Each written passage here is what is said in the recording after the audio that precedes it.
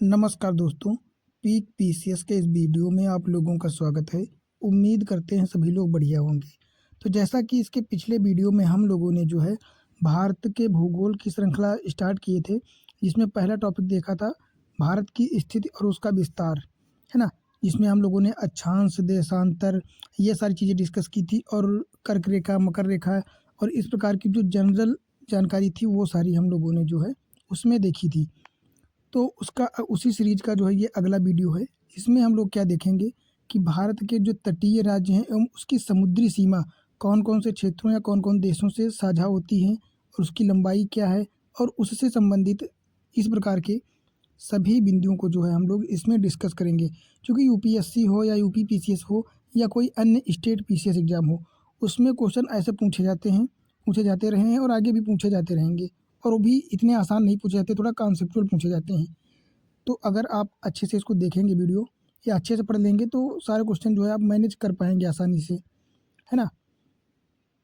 तो सबसे पहले हम देखेंगे कि भारतीय उपमहाद्वीप, है ना? उपमहाद्वीप का मतलब भारतीय उपमहाद्वीप में बहुत सारे देश आते हैं। तो कौन कौन से देश आते हैं इसमें? तो एक तो हो जाएगा अपना भारत, है ना? भारतीय उपमहाद्वीप में एक तो अपना भारत आता है, इसके साथ आता है पाकिस्तान और नेपाल, भूटान, बांग्लादेश, श्रीलंका और मालदीव।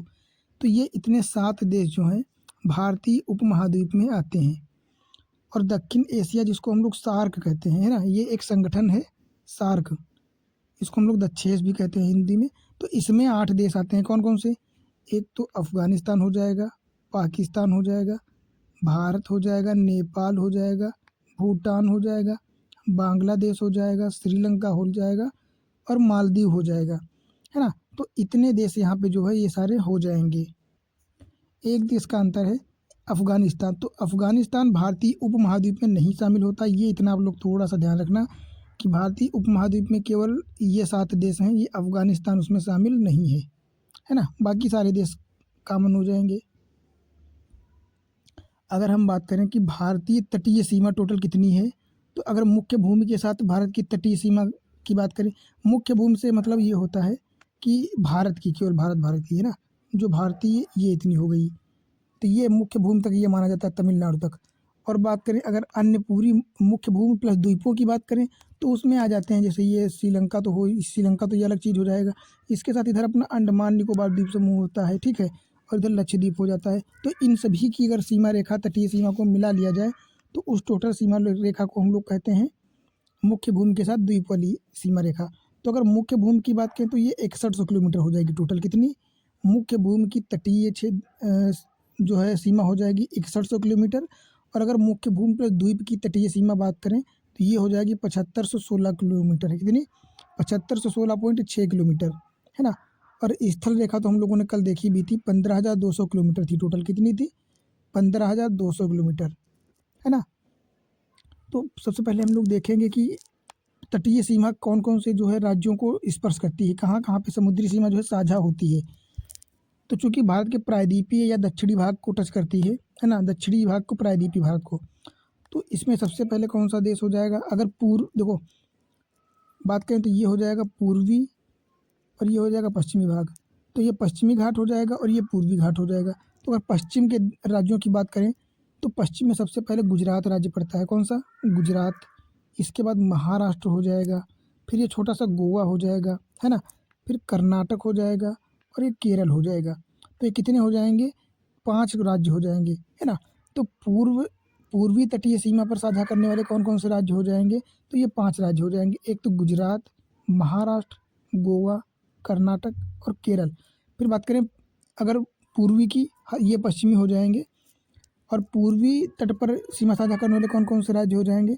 तो पूर्व में सबसे ऊपर हो जाएगा पश्चिम बंगाल अपना, फिर हो जाएगा उड़ीसा, फिर आंध्र प्रदेश और तमिलनाडु।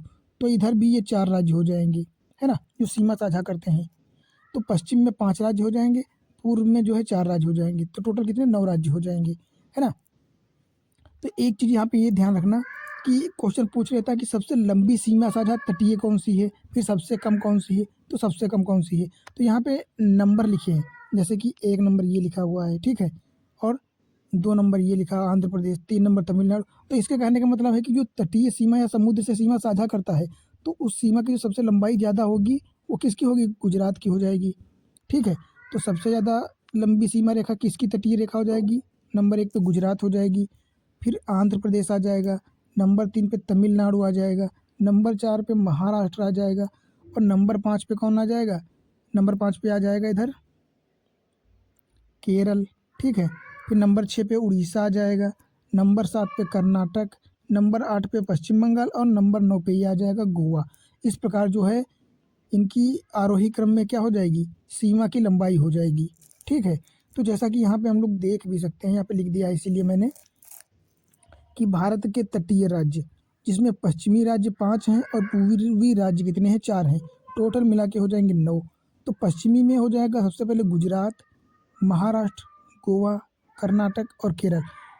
ठीक है, पूर्वी में हो जाएंगे पश्चिम बंगाल, उड़ीसा, आंध्र प्रदेश और तमिलनाडु। ये भी ध्यान रखना, कभी कभी पूछ लेता है उत्तर से दक्षिण की ओर पूर्वी राज्य, पूर्वी तटीय राज्य या पश्चिमी तटीय राज्य, या फिर दोनों तरफ से पूछ सकता है, या फिर दक्षिण से जो है उत्तर की ओर पूछ सकता है। तो ये सारी चीज़ें तो आप इस फिगर से जो है कंसीडर करके आप मैनेज कर पाओगे, है ना, अच्छे से देख लेंगे तो इस प्रकार ये 9 राज्य हो जाएंगे। और यहाँ पे लिखा है सर्वाधिक तटीय सीमा के साथ जो है आरोही क्रम में कि सबसे लंबी सीमा किसकी है, फिर उससे कम किसकी है, फिर उससे कम।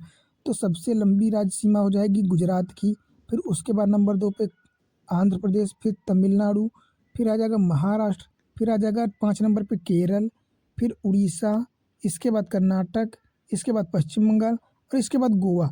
तो इस प्रकार से जो है घटते क्रम में लिखा गया तटीय सीमा के आधार पर, है ना।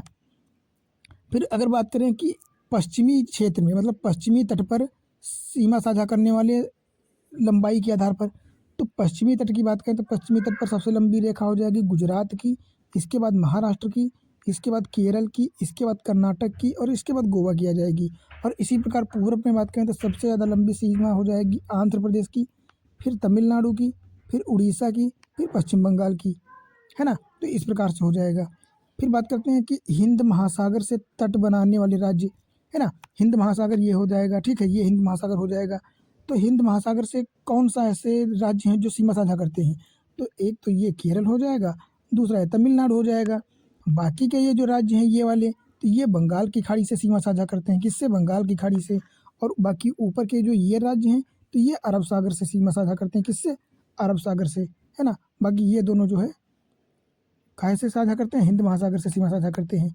इसीलिए यहाँ पे लिख दिया गया केरल और तमिलनाडु केवल 2 ऐसे राज्य हैं जो हिंद महासागर से तटीय सीमा अपनी साझा करते हैं। और कभी कभी ये पूछ लिया जाता है कि प्रायद्वीपीय भारत जो है ये कौन सी जो है अक्षांशीय रेखा से अलग होती है? तो ये प्रायद्वीपीय भारत को उत्तरी भारत से जो है अलग करने वाली रेखा कौन सी हो जाएगी? ये 22 डिग्री हो जाएगी, जो कि 23.5 डिग्री नॉर्थ मतलब कर्क रेखा के समकालीन या उसके सटीक थोड़ा सा डिफरेंट है, बाकी आसपास में ही पाई जाती है ना। तो प्रायद्वीपीय भारत के अलग करने वाली रेखा का नाम क्या हो जाएगा? 22 डिग्री रेखा, है ना, जो ये बनी हुई है। इसको भी आप लोग अगर चाहें तो अच्छे से देख सकते हैं, याद कर सकते हैं, है ना। अब क्या बचा अपना? अब बचा भारतीय प्रायद्वीप में स्थलबद्ध देश। स्थलबद्ध देश का मतलब ये होता है कि ऐसे देश जिनकी सीमा किसी जल बॉडी से नहीं लगती, जैसे किसी सागर से नहीं लगती है, वो चारों तरफ से राज्यों से या स्थलखंड से घिरे होते हैं।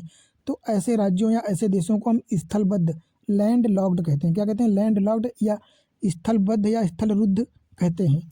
तो कौन कौन से ऐसे राज्य हो जाएंगे जो भारत में प्रायद्वीपीय भारत में जो है स्थलबद्ध है? तो एक तो तेलंगाना हो जाएगा, छत्तीसगढ़ हो जाएगा, मध्य प्रदेश हो जाएगा, झारखंड हो जाएगा।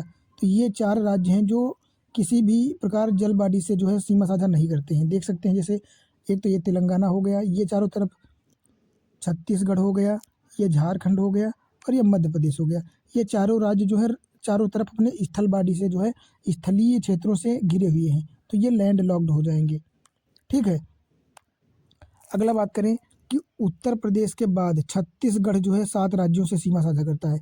इनके कहने का मतलब ये है कि एक तो उत्तर प्रदेश हो जाएगा और छत्तीसगढ़, ये दोनों ऐसे राज्य हैं जो अपने चारों तरफ अन्य राज्यों से 7 राज्यों से सीमा साझा करते हैं। ठीक है, और असम भी इसमें 7 प्रदेशों के साथ सीमा साझा करता है। तो उत्तर प्रदेश, असम और छत्तीसगढ़ ऐसे राज्य हैं जो चारों तरफ अपने 7 राज्यों से सीमा साझा करते हैं। जैसे छत्तीसगढ़ की बात करें, अगर छत्तीसगढ़ की बात है ना, तो ये छत्तीसगढ़ हो जाएगा अपना। तो किससे किससे सीमा साझा करता है, एक तो इधर हो जाएगा झारखंड एक, ठीक है, ये उड़ीसा दो हो जाएगा, 3 नंबर पे आंध्र प्रदेश हो जाएगा, 4 नंबर पे तेलंगाना, 5 नंबर पे महाराष्ट्र, 6 नंबर पर मध्य प्रदेश और 7 नंबर पर इधर यूपी हो जाएगा। तो ये 7 राज्यों के साथ अपनी सीमा साझा करता है। इसी प्रकार यूपी भी और असम भी, ये जो है 7 राज्यों के साथ सीमाएं साझा करते हैं अपनी, है ना। तो ये पॉइंट एक नोट डाउन कर लेना आप लोग, ठीक है। फिर बात करते हैं, अब हम लोग क्या बात करेंगे कि तटों की बात पूछ लेता है कि कौन से राज्य के सामने वाले तट को जो है किस नाम से पुकारा जाता है। तो देखो, ये गुजरात का जो ये है कच्छ की खाड़ी वाला क्षेत्र, है ना, ये इतना, तो इस क्षेत्र को हम लोग कहते हैं कच्छ का तट। क्या कहते हैं, कच्छ का तट, ठीक है। फिर ये जो तट बचा इतना, केवल ध्यान से देखना, ये इतना, तो इस तट को हम लोग कहते हैं सौराष्ट्र या काठियावाड़ या गुजरात का तट। क्या कहते हैं, सौराष्ट्र का तट या काठियावाड़ का तट। इसके बाद जो महाराष्ट्र और गोवा, इन दो राज्यों के सामने के तट को हम लोग कहते हैं कोंकण तट। क्या कहते हैं, कोंकण तट। और फिर बात करते हैं कर्नाटक के सामने, केवल और केवल कर्नाटक के सामने वाले तट को काकेनारा तट या कनारा तट कहते हैं। क्या कहते हैं, काकेनारा तट या कानारा तट कहते हैं। फिर केरल के सामने के तट को हम लोग कहते हैं मालाबार का तट। क्या कहते हैं, मालाबार तट। ये सारी चीज़ें ध्यान से देखना भाई, और अच्छे से पढ़ना, नोट्स बनाना, क्योंकि यहाँ से क्वेश्चन बहुत बार आए हैं। फिर ये यूपी पीसीएस हो, आरओ हो या अन्य स्टेट एग्जाम्स हो, यूपीएससी में तो पूछा ही जाता है ना। तो ये हो जाएगा केरल के सामने मालाबार तट। इसी प्रकार पूर्वी भागों में बात करें तो ये पश्चिम बंगाल वाले क्षेत्र को हम लोग कहते हैं वेंगा का तट। क्या कहते हैं, वेंगा तट। और उत्कल के सर का जो है ये उड़ीसा तट, उड़ीसा तट को जो है हम लोग क्या कहते हैं, तो इसको हम लोग कहते हैं उत्कल तट। क्या कहते हैं, उत्कल तट। फिर बात करते हैं उड़ीसा के बाद आंध्र प्रदेश, तो ये आंध्र प्रदेश वाले तट को उत्तरी सरकार कहते हैं। क्या कहते हैं, आंध्र प्रदेश के सामने हो जाएगा उत्तरी सरकार, और तमिलनाडु के सामने हो जाएगा कोरोमंडल। कौन सा, कोरोमंडल तट। तो एक चीज़ ये है कि यहाँ पे कभी कभी लोग कंफ्यूज हो जाते हैं, तो तमिलनाडु वाले को मालाबार और केरल वाले को कोरोमंडल कहते हैं, कह देते हैं उल्टा सीधा। तो कभी कभी ये कन्फ्यूजन आ सकती है आपके मन में भी, तो यहाँ पे ध्यान रखना कि केरल वाले तट को मालाबार तट कहते हैं और तमिलनाडु को कोरोमंडल तट कहते हैं, है ना। तो इस प्रकार जो है सारे तट हो जाएंगे, कौन कौन से, एक तो कच्छ का तट हो जाएगा, इसके बाद सौराष्ट्र या गुजरात या काठियावाड़ का तट हो जाएगा, फिर ये कोंकण तट हो जाएगा अपना कर महाराष्ट्र के सामने, कर्नाटक के सामने ये हो जाएगा कनारा या काकीनारा तट, फिर हो जाएगा केरल के सामने मालाबार तट। और इधर की बात करें तो कोरोमंडल तट, उत्तरी सरकार तट, उत्कल तट और वेंगा तट, ये सारे तट जो हैं हो जाएंगे, ठीक है। फिर बात करें अगर खाड़ियों की, तो ये इतनी है, ये गुजरात के सामने ये इतनी तट, तो इसको हम लोग कहते हैं कच्छ की खाड़ी। क्या कहते हैं, ये हो जाएगी कच्छ की खाड़ी। और इसके नीचे जो सौराष्ट्र या काठियावाड़ का तट था, गुजरात का तट, इसको हम लोग कहते हैं खंभात की खाड़ी, है ना। तो यहाँ पे ध्यान रखना कि पहला वाला जो कटान है इसको कहते हैं कच्छ की खाड़ी, दूसरे कटान को कहते हैं खंभात की खाड़ी, ठीक है। और यहाँ पे सबको पता ही है, ये हो जाएगी पाक जल डमरू मध्य कहते हैं इसको, पाक जल संधि या जल डमरू मध्य, और इसको मन्नार की खाड़ी कहते हैं। क्या कहते हैं, मन्नार की खाड़ी, क्योंकि मन्नार यहाँ तमिलनाडु के पास पाया जाता है एक स्थान ना, इसलिए इसको मन्नार की खाड़ी कहते हैं। और फिर ये तो श्रीलंका है, सबको पता ही है ना।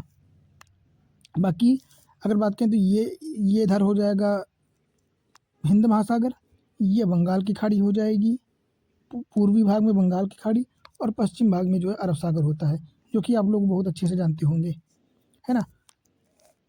अब बाकी कुछ चीज़ें और हैं, जैसे भारत की समुद्री सीमा की बात करें हम, तो भारत या किसी भी देश की समुद्री सीमा के 3 नियम होते हैं, उसको 3 भागों में बांटा जाता है। अंतर्राष्ट्रीय समुद्री कानून के अनुसार जो है 3 भागों में बांट दिया जाता है। कौन कौन से भाग, एक तो होता है प्रादेशिक सीमा अपनी हो जाएगी, दूसरा हो जाता है संलग्न क्षेत्र, उससे सटीक क्षेत्र, और संलग्न क्षेत्र से लगे क्षेत्र को क्या कहते हैं, अनन्य क्षेत्र, आर्थिक क्षेत्र, है ना। जैसा कि यहाँ पे लिखा भी है, ये बना भी है। मान लेते हैं कि क्या हो जाएगा, ये अपना जो है भारत हो जाएगा, ठीक है, ये भारत मान लिए। तो भारत के आगे, भारत की सीमा रेखा से 12 किलोमीटर, जो 12 किलोमीटर नॉटिकल मील आगे तक के क्षेत्र को हम लोग क्या कहते हैं, जैसे कि यहाँ पे लिखा है प्रादेशिक सीमा किसे कहते हैं, तो स्थल सीमा से 12 समुद्री मील मतलब 12 नॉटिकल माइल तक की दूरी जो होती है उसको हम लोग प्रादेशिक सीमा कहते हैं। और वो प्रादेशिक सीमा जो होती है उस पर प्रादेशिक कानून लगते हैं भारत के, ठीक है। और संसाधनों का दोहन करने का अधिकार भारत के पास पूर्ण रूप से होता है उस 12 नॉटिकल माइल तक। फिर संलग्न क्षेत्र क्या होता है, तो ये प्रादेशिक सीमा या 12 नॉटिकल मील के 12 किलोमीटर आगे, और मतलब प्रादेशिक सीमा से ठीक है, 12 नॉटिकल मील आगे या फिर सीमा रेखा से या स्थल सीमा से 24 समुद्री नॉटिकल माइल आगे तक जो क्षेत्र होता है उसको हम लोग कहते हैं संलग्न क्षेत्र। इसमें क्या होता है, इसमें कानूनी सीमा, सीमा शुल्क, पर्यावरण सुरक्षा और शक्ति संसाधन, इन सारी चीज़ों का अधिकार भारत के पास होता है या उस पर्टिकुलर देश का होता है जिसकी सीमा की प्रेफरेंस में हम लोग बात कर रहे होते हैं। ठीक है, अगला जो होगा ये सबसे ये हो जाएगा अनन्य क्षेत्र। ये आर्थिक क्षेत्र माना जाता है। ठीक है, ये कितना होता है, तो ये स्थल सीमा से 200 नॉटिकल माइल होता है और संलग्न क्षेत्र के आगे 200 नॉटिकल माइल तक। ठीक है, तो ये संलग्न क्षेत्र की सीमा के आगे टोटल 200 नॉटिकल माइल तक होता है और इसमें समुद्री संसाधनों का दोहन, अनुसंधान, किसी प्रकार की रिसर्च एंड डेवलपमेंट, है ना, या साइंटिफिक रिसर्च, इस प्रकार के कार्यों के लिए जो है अनन्य आर्थिक क्षेत्र का प्रयोग करने की इजाज़त होती है केवल, है ना। तो यहाँ पे बना भी है कि ये जो सीमा रेखा हो जाएगी ये हो जाएगी संलग्न प्रादेशिक क्षेत्र हो जाएगा। ये हो जाएगा नंबर 2 पे 24 नॉटिकल माइल वाला, ये हो जाएगा संलग्न क्षेत्र। तीसरा हो जाएगा ये अनन्य आर्थिक क्षेत्र। तो ये तीनों हो जाएंगी, 1, 2 और 3। कौन कौन सी हो जाएंगी, प्रादेशिक सीमा 12 नॉटिकल माइल, संलग्न क्षेत्र 24 नॉटिकल माइल और अनन्य आर्थिक क्षेत्र, ये स्थल सीमा से जो है 200 नॉटिकल माइल तक की दूरी को मापा जाता है। और ये पूरे विश्व में सभी देशों के लिए है ना, सभी देशों के साथ। और अगर इसके बाद जो आता है ये वाला, तो इसको हम लोग कहते हैं हाई सी, है ना। हाई सी मतलब इस पर उस क्षेत्र से संबंधित पूरे विश्व के सभी देशों का अधिकार होता है, उस पर किसी एक देश का अधिकार नहीं होता है, वो फिर हो जाता है सभी का अधिकार हो जाएगा उस पर। जैसे अंटार्कटिका हो गया, आर्कटिक हो गया या खुले समुद्र हो गए, है ना, तो उस पर किसी एक देश का अधिकार नहीं होता है, उस पर सभी देशों का अधिकार बराबर रूप में माना जाता है। तो इस प्रकार जो है ये भारत की समुद्री सीमा हो गई या किसी भी देश की समुद्री सीमा मान सकते हैं आप, है ना। तो यहाँ पे हम लोगों ने ये सारी चीज़ें देख ली हैं। अगर एक बार फिर से देखना हो तो देख सकते हैं कि प्रायद्वीपीय भारत में कौन कौन से राज्य आते हैं। तो ये इतने राज्य जो हैं ये प्रायद्वीपीय भारत में आते हैं, शामिल किए जाते हैं। और बात करें पश्चिमी तट पर कौन कौन से राज्य हो जाएंगे, तो एक तो गुजरात हो जाएगा, महाराष्ट्र, गोवा, कर्नाटक, केरल हो जाएंगे। और पूर्वी राज्य कौन कौन से पूर्वी तट पर राज्य हो जाएंगे, पश्चिम बंगाल, उड़ीसा, आंध्र प्रदेश, तमिलनाडु। ठीक है, ये राज्य हो जाएंगे। और यहाँ पे जो है अपना पश्चिमी घाट स्थित होता है और यहाँ पे ये होता है अपना पूर्वी घाट और फिर ये पूर्वी मैदान और ये पश्चिमी मैदान होता है ना। तो ये सारी चीज़ें हम लोग तो बाद में देखेंगे ही। अब बात करें कि केवल प्रायद्वीपीय भारत में कौन कौन से लैंड लॉक्ड स्टेट हो जाएंगे, तो एक तो एमपी मध्य प्रदेश हो जाएगा, तेलंगाना हो जाएगा, छत्तीसगढ़ हो जाएगा और झारखंड हो जाएगा। चूँकि भारत ऊपर के जो उत्तरी क्षेत्र में आ जाएंगे, उत्तरी भारत में आ जाएंगे, तो उसमें भी लैंड लॉक्ड हैं पर वो प्रायद्वीपीय नहीं होंगे। ठीक है, और प्रायद्वीप को उत्तरी भारत से अलग करने वाली रेखा का 22 डिग्री रेखा कहते हैं। ठीक है, और बाकी ये सारी चीज़ें तो हम लोगों ने देख ही ली है। तो उम्मीद करते हैं कि ये वीडियो आप लोगों को पसंद आया होगा और इसमें जो बातें हम लोगों ने डिस्कस करी हैं वो सारी आप लोगों को अच्छे से समझ आ गई होंगी, है ना। और यहाँ से कोई क्वेश्चन नहीं बचेगा, चाहे किसी भी कंसेप्ट या कैसे भी क्वेश्चन पूछा जाए, है ना। तो मिलते हैं फिर अगली वीडियो में अगले टॉपिक के साथ जो है। बाकी आप लोगों से एक रिक्वेस्ट है कि प्लीज़ वीडियो को लाइक कर दीजिए और चैनल को भी सब्सक्राइब कर लीजिए जिसने नहीं किया है। और अगर आप लोगों ने इसके पहले वाला वीडियो नहीं देखा है तो वो मच इम्पॉर्टेंट है आप लोगों के लिए, उसको भी देखें ताकि इसके पहले जो कॉन्सेप्ट उसमें बताए गए हैं वो भी आप लोगों को क्लियर हो सकें, है ना। क्योंकि बीच से अगर स्टार्ट करेंगे देखना तो बहुत सारी चीज़ें जो पहले दी जाती हैं वो समझ में नहीं आती हैं, तो वो आप लोग देख लेंगे तो आपको ज़्यादा आराम रहेगा। और इसके अलावा Indian society, ethics, GS paper 4th, है ना, गवर्नेंस हो गया, इस प्रकार की सब्जेक्ट्स जो हैं पढ़ने के लिए आप प्लेलिस्ट को चेक कर सकते हैं, इस चैनल पे बनी हुई हैं। वहाँ पे पूरा सिलेबस जो है कम्प्लीटली पढ़ा दिया गया है, तो आप लोग वहाँ से देख के पढ़ सकते हैं और आप अच्छी खासी जानकारी प्राप्त कर सकते हैं, है ना, मेंस के पर्सपेक्टिव से। बाकी मिलते हैं फिर अगली वीडियो में।